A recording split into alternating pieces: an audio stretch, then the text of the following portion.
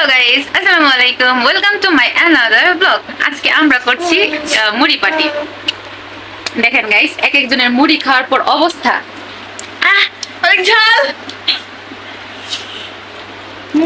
মুড়িটা আজকে অনেক ঝাল হয়েছে। হ্যাঁ হ্যাঁ, মজা মজা। বাকি আছে কে দেখতে হবে না? দেখেন গাইস, আমার মুড়ি পার্টির দল।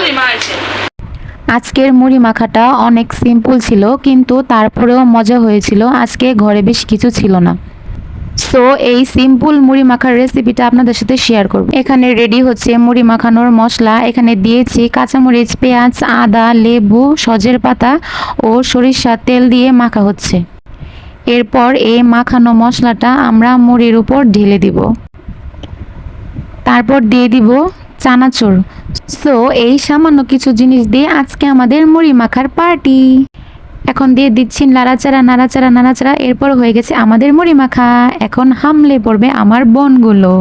এটা হচ্ছে ভাই গরিবের মুড়ি মাখা। দেখেন, এখানে ছোট থেকে শুরু করে বড় সবাই আমরা আজকে মুড়ি মাখা খাবো। পার্টি সাটি বুঝি না, সবাই একসাথে মিলে আমরা মুড়ি মাখা করে খাই আর মজা করি, গল্প আড্ডা হাসাহাসি করে আর কারাকারি করে মুড়ি খাওয়ার নামই হচ্ছে আমাদের মুড়ি পার্টি।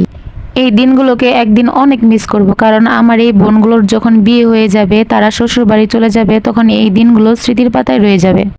আমার এই সুন্দর সাদা ফকফকা বকুল ফুলের কাঁকড়াটা আপনাদের কাছে কেমন লেগেছে কমেন্ট করে জানাবেন। ছোট পোনাই পানগরের সঙ্গে সময় কাটাইলে মনটা ভালো থাকে।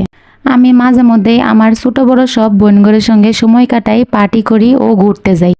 আর কিছুদিন পরেই আমার মেয়েটাও বড় হয়ে যাবে, তখন আমার মেয়ের সাথে আমি পার্টি করব। আপনারাও বাসায় ছোট সদস্যদের সাথে সময় কাটাবেন, আপনাদেরও ভালো লাগবে।